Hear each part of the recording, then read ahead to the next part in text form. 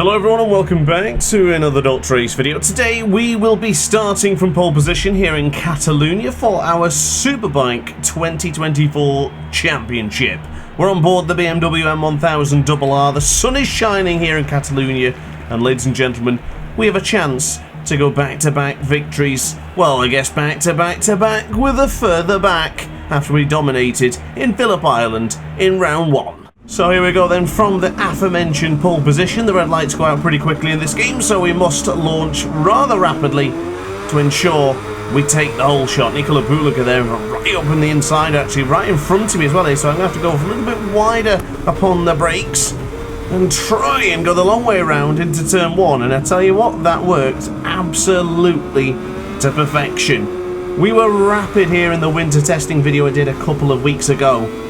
So I am feeling rather confident for this video here today, but I am also at the same time a little bit concerned that it could be too easy on the 120% difficulty.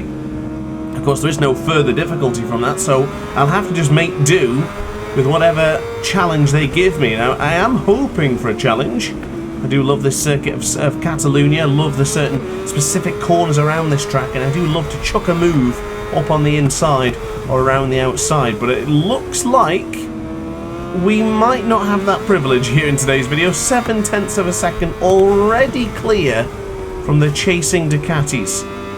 Just ran it a little bit deep there into the Campsa corner for turn 9, and now on the brakes for Lakaisha. The gap has somewhat come back down again. Really gentle into the Lakaisha corner. Of course, turn 10, usually a difficult corner, no matter what track you're at. Turn 10 is usually one of the more difficult ones, and Lakaisha being one of those, I don't particularly think it's too difficult, but it's easy to get sucked in when you start battling. It's easy to make a mistake, so somewhat innocuous, but it can happen, and it can be a little bit concerning depending on your riding style.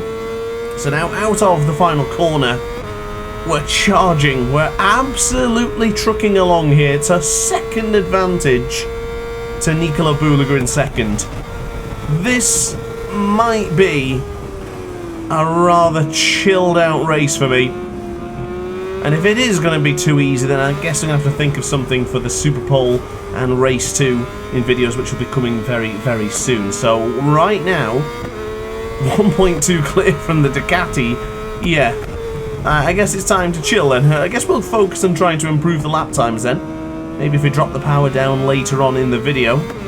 But for now, I'm happy where we are. Of course, if you do enjoy this video nonetheless, whether we win by a country mile or we've battled to the end, don't forget to hit the like button and consider subscribing to the channel, especially if you're new. Of course, it's always good to increase our aces, of course, get more people into the Discord server, get more riders competing in our Ace Academy Championships, and of course, it's always nice to appeal to more of the masses, and to help me grow, I would need your assistance with the subscribing. But for now, let's leave that, and let's focus on trying to extend this lead.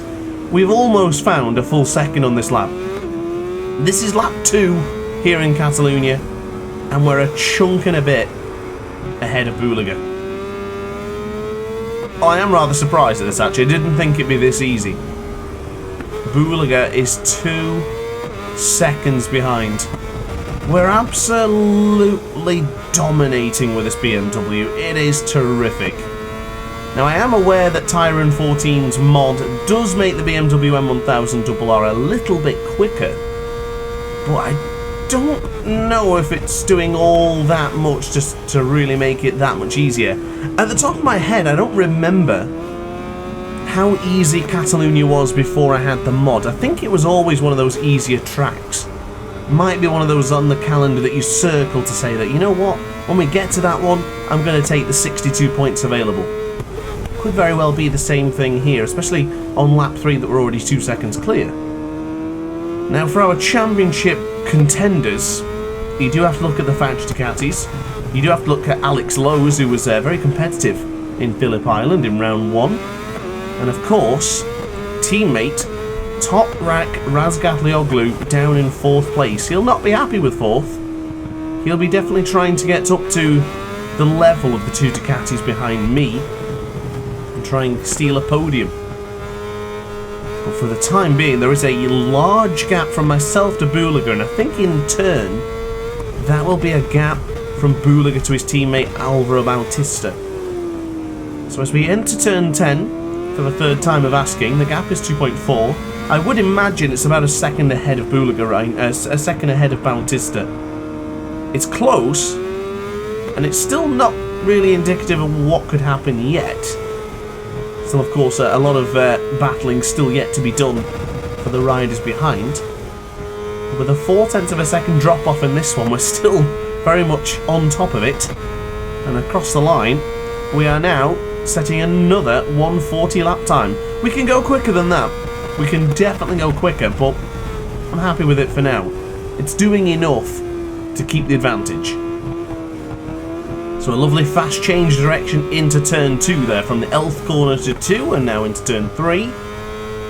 We are losing about a 1/10 of a second on the Delta. I want to get back into the 1:39s. I'm quite certain that's where I was for the qualifying. And I think even in the winter testing video, we were close to even looking at a 1:38, which I wasn't sure was possible. Don't think I'm going to get that in this video here today, but I'll certainly try. Now, I was looking at the fuel earlier on, and it looks like we might have to change the fuel down to power setting 2 at some point. I don't know when, but it might have to be done. And as you can see already, the fuel gauge is sitting at minus 0.2, which means if we were to continue as we are, we would run out of fuel in the last lap, probably not too far away from the final or the penultimate corner. So we've got to make sure that we still have enough fuel in, but we don't have to worry about it now. With the second you drop down to power setting 2 or 1, the fuel will really save, and it will start to recalculate itself pretty quickly. Now out of the right-hander, I think this is going to be the first 1:39 lap time, you know. We are pulling a second a lap. At the end of this video, we could be 15 plus seconds ahead of Boulaga. I am definitely going to have to think of something for the Super Pole and Race 2. Across the line, there it is. The number 41 takes a 1:39.907. This is a performance of the ages already. Top Rat goes up to 3rd. Good to see the team. Oh, temporarily though. Alvaro Bautista must have taken 3rd place back on the long straight, going into the Elf corner for turn 1. Look at Remy Gardner, by the way, ladies and gentlemen, up to 5th place. The number 87 looking rather promising in 5th. Of course, on board the Yamaha, would like to see Jonathan Ray a bit further up. He's aiming for those top 5s, don't forget. Ooh, ooh, there's a crash behind us. It could have been me a moment ago, actually running the really tight line onto the apex. Of course, I think I crashed here in the winter testing by touching the apex, so yeah, be careful of touching the curbs in Superbike 22, whether you've got the 2024 mod like I have right now, or if you've got the base game, just don't do it. Just try and avoid the rumble strips at all costs. There is a couple you can touch and you can basically run across, but it's too nerve-wracking. I'd probably advise not to do it. So the fuel is still the same, and the Delta is looking really good here. So a nice lean into the right-hander for the Europa car, and then downshift to second gear, back up to 3rd, back to 2nd and the right-hander. And onto the power. Yes, this is going to be another fastest lap time with the bike from Germany. Yes, this is looking peachy. Look at that advantage down the long straight. That is a huge straight here in car. Ooh! Yeah, that's usually a deadly corner as well. Touching the curb in that corner usually results in a bad time for your virtual rider, and it could have done it just there as well. So onto the brakes then, and turning into turn 4. Do really like this circuit. Let me know in the comment section down below what you think about this circuit here in Catalonia. I've heard mixed feelings about it, which always surprises me, because I think it's a very easy circuit to learn. A couple of corners are relatively difficult. I mean, you have to brake on certain angles. This one here, for example, the TB3, can be a little bit treacherous depending if you touch the apex. But once you've nailed it and you realise you don't have to take it all that serious going into there, and you can have a really nice journey. Here into La Caixa is a very simple trick for you if you didn't know. Just brake at the shadow.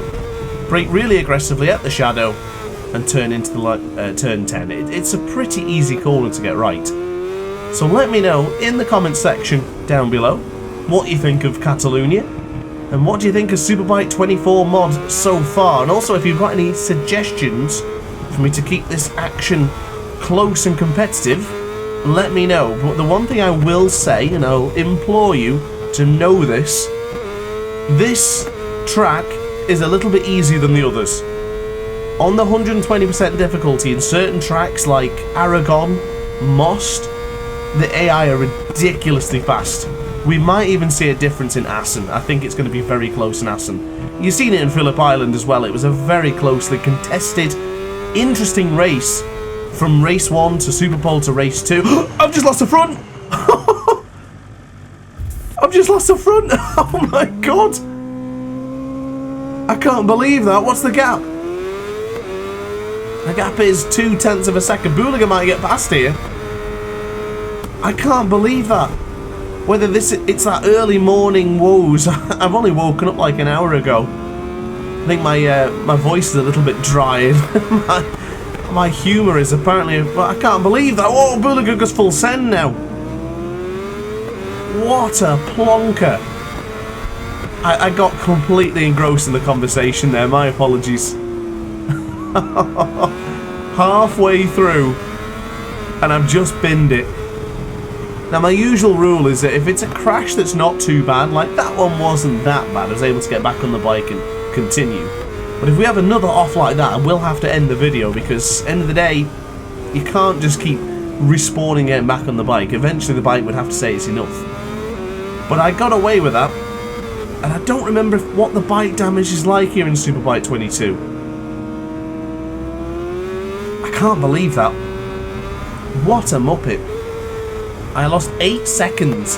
All that advantage that I've been working to build has just vanished in a moment. I can't believe that. I honestly didn't even feel like I was doing too much there upon the brakes. Whether I hit a bump or just lost my concentration entirely, that I couldn't tell you, but wow. We are now only 0.8 of a second clear. Andrea Iannoni's up to the podium positions, but we are not looking as confident as we were. 0.7 of a second. Okay, I think it's stabilising now. We're already finding 0.2 going into turn 4. And amazingly, I was able to really use that curb there. Oh, Booliga's gone down! Oh, you couldn't script this. You could absolutely not script this. The only rider who was probably close enough to even put the pressure on has just binned it himself.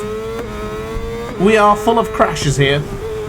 Like Division 2 in the MotoGP Ace Academy Championship Cup. Oh, I absolutely minced that word, didn't I? But the Ace Academy Championship in MotoGP 24. We got a lot of crashes in there. And we're having a lot of crashes here ourselves. Jonathan Ray down to 7th. Garrett Gerloff up to 8th. Good to see. Of course, he was temporarily the fastest man on track in Australia in our round 1. So it's good to see him with the BMW up there, up to 8th place. In fact, 3 BMWs into the top 8. Not often they can say that. I guess we've had a helping hand since Booliga has binned it. And now we're 3.7 seconds ahead of the pack. Wow, it's like nothing happened anymore. And we're about to set a faster lap time. What a way to wake up this morning here on Superbike 22. Across the line, it is another fastest lap time. I tell you what, it's time to drop down the power. Let's save some fuel. And let's see how quickly actually it saves the fuel. As you can see, it's already calculating. It'll go green probably as we go into this next corner. I'll take a look in a moment. Oh, it doesn't go green apparently, it just goes back to grey. So yeah, we're alright. Plus 0.3, plus 0.4, plus 0.5. Look how quickly it's going up. There is a calculation, of course, so it's not exactly saying, alright, now you've got 1 plus laps of fuel, you can go back into Power Setting 3. That's basically saying, if I were to stay as I am right now, using Power Setting 2, by the end of the race you would have this. I think that's roughly how it calculates. It's not particularly clear, to be honest. So anyway, into the TV3, my favourite corner of the Catalunya circuit. quick change of direction, and underneath this sign, we are now actually losing time. So we went from a crash to a fastest lap time to now losing half a second. This has been a very sporadic performance from myself. I don't know if I should do a video when I wake up in the future. Well, that sounds rather dramatic, doesn't it? I mean, immediately when I wake up, let's say. It's not going all that well. It's a fortunate thing that Catalonia is here in round 2 today. If this was something like Most, oh my lord, then I probably would have crashed so many times. I probably wouldn't have even finished high up on the qualifying either. Unbelievable.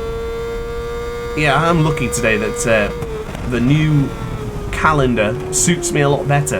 And that's the interesting thing about this calendar here this season, because the first couple of races are probably likely to go very well. Of course, Phillip Island went tremendous, won everything, qualified pretty well, but I got all the wins, took maximum points. Here in Catalonia, we have the potential of doing the same over the 3 races. And then when we go to Assen, that's going to be a lot more closely contested. I remember having some thrilling battles with the Pachetti Kawasaki team when we first started our Superbike 22 career mode. And I remember going all the way to the end. In fact, did we have Estoril quite early on as well? They offered some fantastic competition.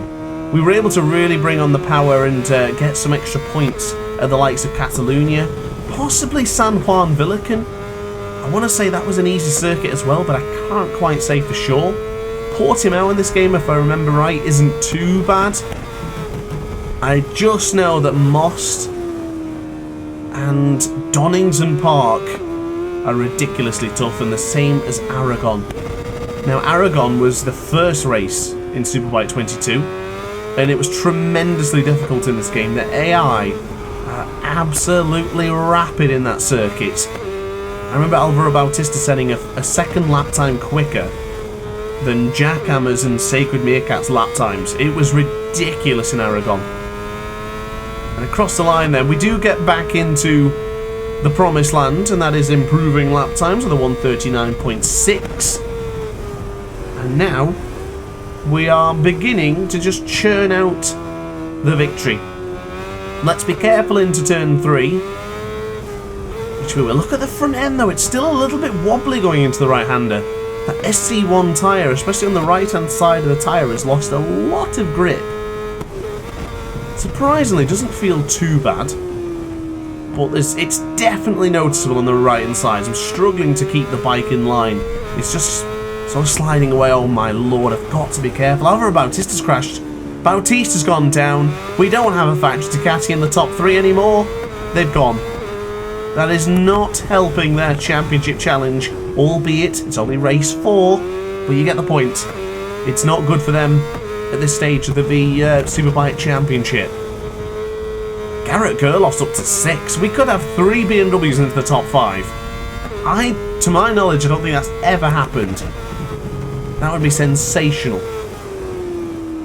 Of course, I am going to win this one by a nice, comfortable lead. Iannone, again, another great race for Iannone.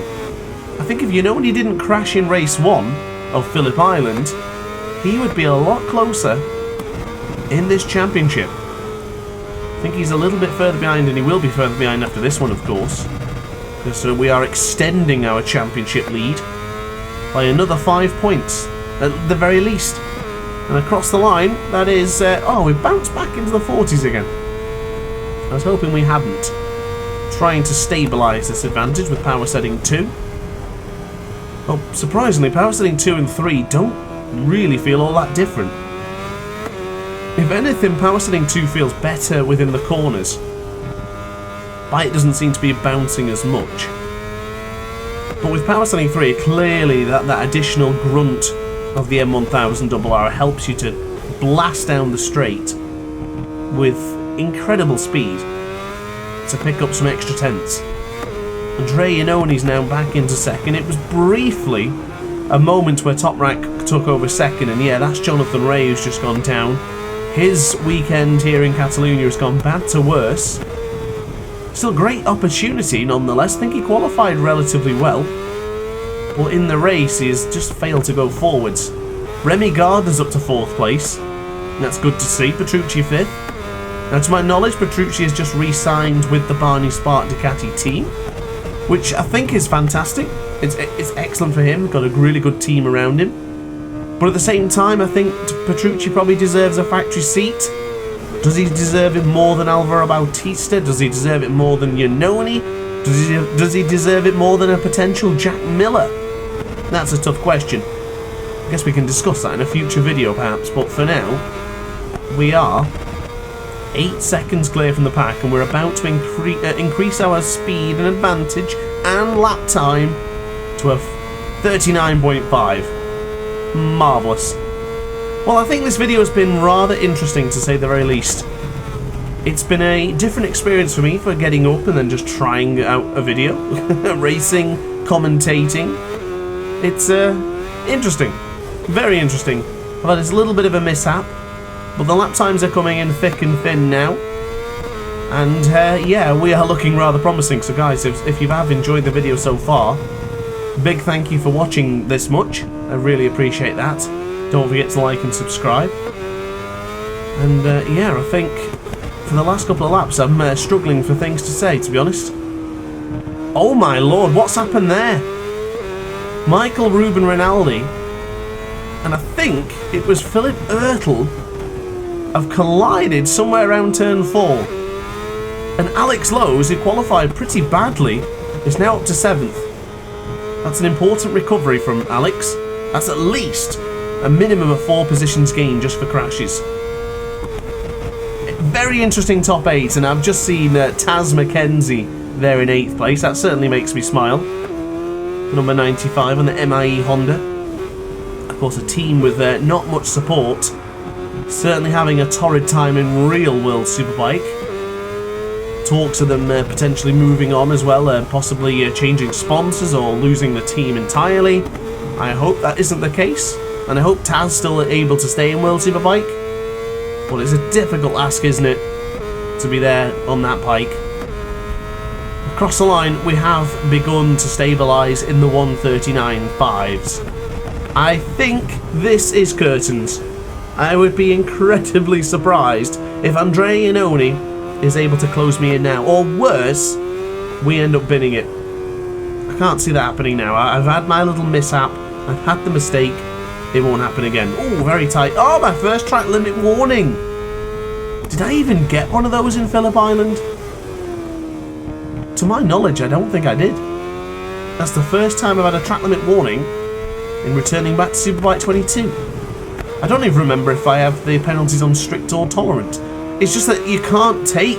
Oh, Tazmac's gone down. Oh, damn it. I was really hoping to see him in the top 8. Yeah, but regarding the track limit warnings here in this game, it's not something like you can do often, because if you're close enough to the apexes and to the using the entire circuit to earn a track limit warning, that means you've probably hit a curb. And if you have hit a curb, you've probably already crashed. So it's quite rare to receive track limit warnings in this game, as we have absolutely dominated here. Look at the fans in attendance though. Big turnout for the World Superbike race. Going to have a lot more spectators in virtual form than I'm going to have views for this video, but still, it's nice to see so many people have turned up. And if we do have quite a lot of people watching this video today, then big thank you to you in advance. But here we go then. Across the line, that is the penultimate lap. This starts us off now with the final lap. We've got plenty of fuel available. We've got power setting 3 to burn. Ladies and gentlemen, this is the final lap here in Catalonia. Now, we'll be cracking on with the Super Bowl race very, very soon. And then I'll be doing race 2 as well. I think for the race 2, I am going to drop the lap times down to 10.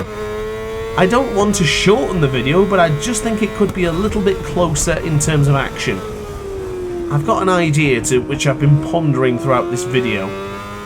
I'm thinking that maybe, depending on how well the Super Bowl goes, of course that's going to be 7 laps possibly. It's going to be a sprint. It's going to be a real slog to get to the victory. I am thinking for race 2 though, either I take some long lap penalties or I'll just start at the back of the grid. I'm thinking for that. And that way I'll only have 10 laps to try and win. If we're taking a second per lap, there's no reason I can't do that, so let's think about that. I'll think about that in a bit. I'm going to have some breakfast first. I think that was a mistake starting this video before breakfast. But wide into Acacia. We're still finding time here, ladies and gentlemen, so we're actually going to improve on the last lap. That's normal when you're in a battle, but not particularly normal when you're just dominating a race by 12.5 seconds. And if this lap time continues, we might even be close to the 138s. Unbelievable. Well, we found speed, but it took a long time. Here we go then. On to the power. It's going to be victory number 4 of the season out of 4 races. It's 100% performance. Marvellous. So those are the results on screen, ladies and gentlemen. We do take the top step of the podium. 12.5 seconds clear from Iannone, 12 seconds clear from Toprak, and Garrett Gerloff finished in 4th. What a performance for the BMW. But guys, thanks for watching the video. Sincerely hope you enjoyed. Stick around for more Superbike content coming very soon, and I'll see you in the next video. Like and subscribe. Ciao for now. Oh hi, didn't quite see you there. Good to see you're still here. If this video didn't quite set your appetite, then why not watch some more DrAce content by clicking the video shown on screen now. Furthermore, if you would like to follow me on social media, you can do so now with the links down in the description. Consider subscribing so you don't miss a single DrAce video.